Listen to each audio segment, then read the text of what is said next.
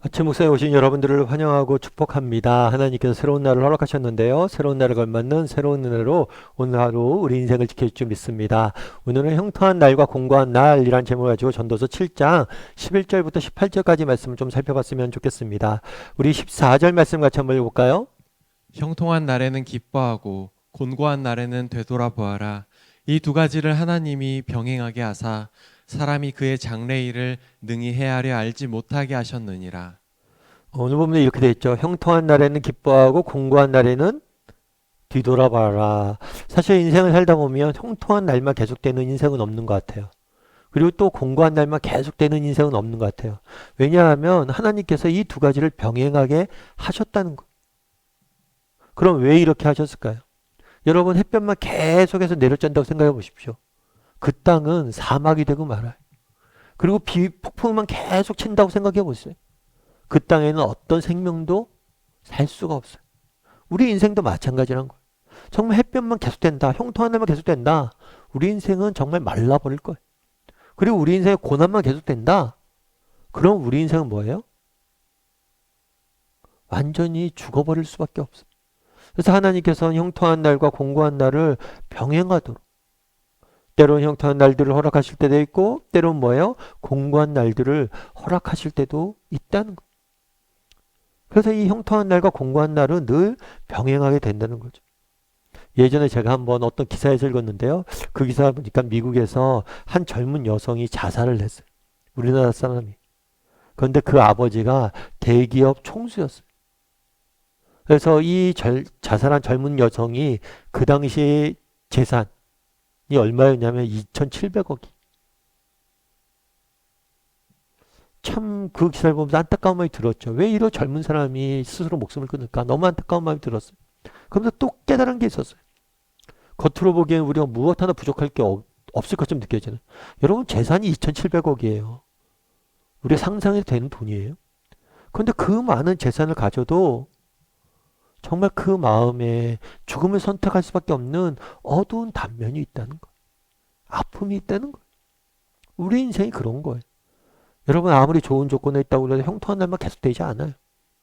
반대도 마찬가지. 아무리 불행한 상황의 형편에 있는 것 같아도 공고한 날만 계속되지 않아요. 그렇다면 왜 정말 방글라데시나 그렇게 못 사는 나라들이 행복 지수가 더 높게 나와요? 왜 전쟁터에서도 웃음꽃이 펴요? 인생이란 형통한 날만 계속되는 인생, 공고한 날만 계속되는 인생이 없다는 거예요. 그러면 이런 인생을 어떻게 살아야 되느냐? 오늘 본문에 뭐라고 됐어요? 형통한 날에는 기뻐하라. 형통한 날에는 기뻐하라고 이야기해요. 아, 목사님, 형통한 날에 기뻐하는 거 당연한 거 아니에요?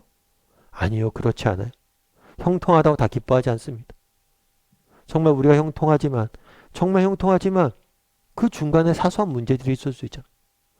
그 사실 너무나 형통한 형편인데도 불구하고 그 사소한 문제나 내일에 대한 염려와 걱정으로 오늘을 누리지 못하는 경우들이 너무 많아.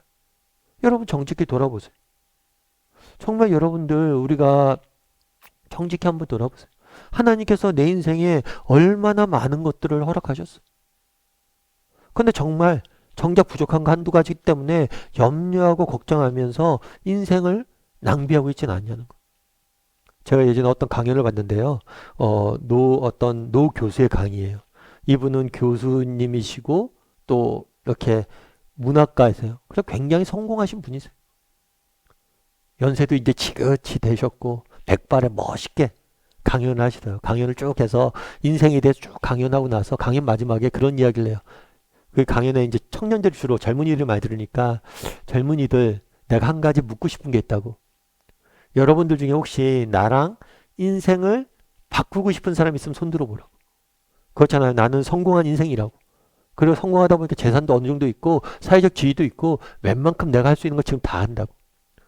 그런데 나랑 바꿀 사람이 있냐고. 내가 20대 당신으로 돌아가고 당신들이 내 위치로 온다면 여러분 바꾸겠냐고. 손 들어보니까 아무도 안 바꿔요. 맞죠? 왜 아무도 안 바꿔요? 젊음이 그게 더 좋잖아요. 내가 아무리 많은 것들 주어줘도 60대, 70대 할아버지가 되기 싫은 거잖아. 그러면서 얘기하는 거예요. 여러분들은 아무것도 없는 것 같다고 이야기하지만 여러분들은 진짜 소중한 것들을 가지고 있다. 요즘 젊은이들 뭐 흙수저다 뭐다 해서 난 정말 버림 아무것도 없어 이렇게 이야기하는 것 같지만 그렇지 않다는 거.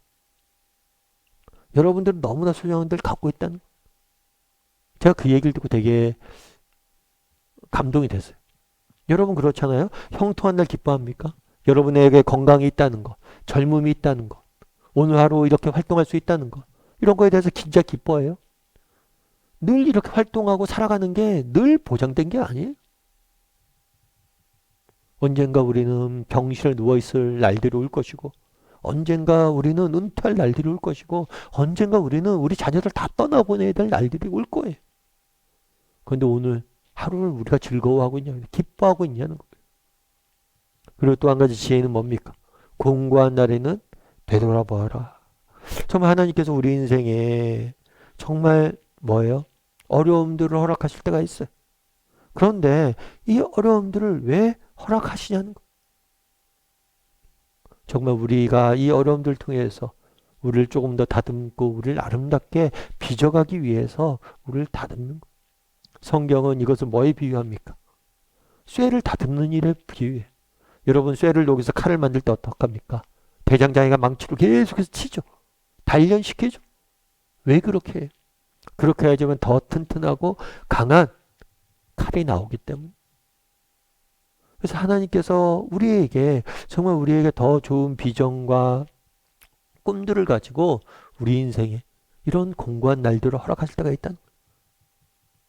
그럴 때라도 정말 되돌아보며 하나님에 대한 믿음을 갖고 정말 우리를 아름답게 비추시는 그 하나님 손길에 우리를 만족, 정말 우리를 맡길 수 있는 그런 마음, 자세가 필요한 거.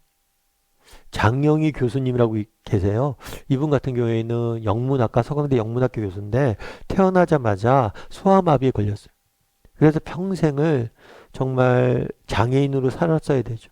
그런데 요즘은 장애인에 대한 인식이 많이 좋아졌지만 과거에는 정말 차별이 심했다고 그러더라고요. 그래서 대학을 이제 진학하려고 그랬는데 대학도 진학할 수 없어요. 아무리 공부를 잘해도 왜냐하면 장애인을 받아줄 시설이 안 되기 때문에. 근데 그때 서강대에서만 유일하게 받아줬다고 그러더라고요. 그래서 서강대에 가서 정말 영문학 박사까지 받고 나중에 교수가 됐어요. 근데 미국에 가서 이제 박사학위 공부할 때였다고 그러더라고요. 뉴욕 주립대학교에서 박사를 공부하는데 2년 동안 눈물겨운 노력 끝에 논문을 완성했대. 그리고 이제 마지막 논문 최종본을 여행 트렁크에 넣은 채로 친구 집에 잠깐 커피를 마시러 갔대. 그런데 그 트렁크를 누가 도둑이 훔쳐간 거야. 그 박사 논문이 훔쳐간 거야. 뭐 나머지 돈이나 이런 것들은 다 아무 상관이 없어. 근데 논문은 내가 2년 동안 노력한 거지. 그게 다 넘어진 거야. 하늘이 무너지는 것 같았대. 그래서 어쩔 수 없이 다시 논문을 쓰고 그래서 1년을 더 됐어야 했다고 그러더라고요. 그런데 그가 이제 논문 서문에 뭐라고 썼냐면 이렇게 썼어요. 내게 생명을 주신 사랑하는 나의 부모님께 이 논문을 바칩니다. 그리고 내 논문 원고를 훔쳐가서 내게 삶에서 가장 소중한 교훈인 다시 시작하는 법을 알려준 도둑에게 감사합니다. 제가 그때 논문을 도둑맞아서 너무 안타깝고 힘들었지만 그때 배운 게 있다. 그건 뭐예요? 다시 시작하는 법을 배웠다. 그래서 오히려 도둑에 감사하다고. 제 인생에 가장 중요한 교훈을 하나 배웠다고 그때. 다시 시작하는 법을. 참 감동이 되더라고요.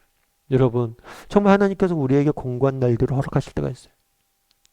그럴 때라도 우리를 더 아름답게 빚으시기 위해서 그런 날들을 허락하셨음을 기억해야 돼요. 형통한 날엔 기뻐할 줄 알았으면 좋겠습니다. 공고한 날엔 하나님께서 나를 더 아름답게 빚으시려고 하는구나 라는 믿음을 잃지 않는 저와 여러분이 되기를 주님의 이름으로 소원합니다. 우리 함께 기도했으면 좋겠는데요. 기도하실 때 오늘 말씀 기억하면서 기도했으면 좋겠습니다. 정말 하나님께서 정말 우리 인생에 형통한 날들을 허락하시지만 공고한 날들도 허락하세요. 하지만 정말 형통한 날엔 우리가 기뻐할 줄 알고 공고한 날에는 정말 인내할 줄 아는 사람이 되게 해달라고 기도했으면 좋겠습니다. 정말 하나님께서 많은 것들을 허락하셨는데 인생의 한두 가지 문제로 인해서 기뻐하지 못한 사람이 되지 않게 해달라고 기도해 주시고 공고한 날에도 너무 낙심하지 말고 우리 자신을 돌아보고 우리를 더욱더 아름답게 빚어가실 하나님을 바라봄으로 내게 인생에 중요한 교훈을 주시 하나님을 바라보므로 믿음으로 이겨내는 사람이 되게 해달라고 이 시간 말씀 기억하면서 함께 기도해 주시고 오늘 하루 하나님께서 우리 인생을 지키고 보호해달라고 한 목소리 같이 기도하도록 하겠습니다. 같이 기도하시겠습니다.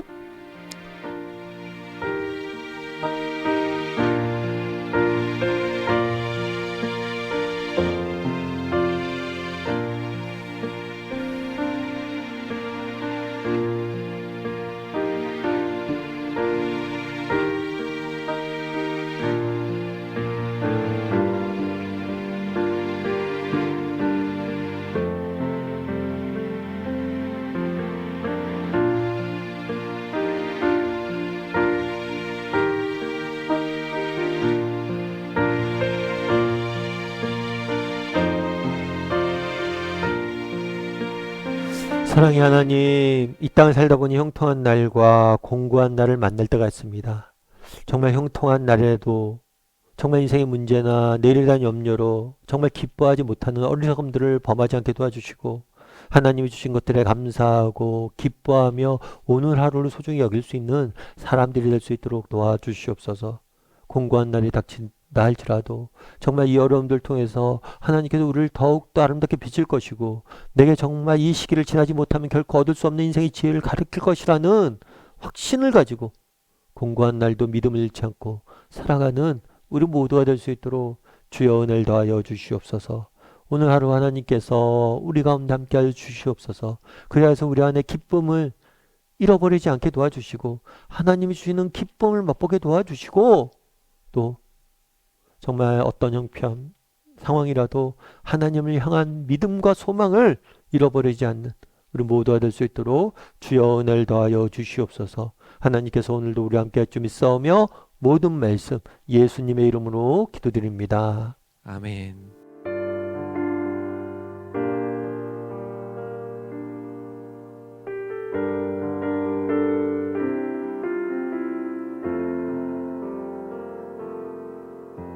주 사랑이 나를 숨쉬게 세상 그 어떤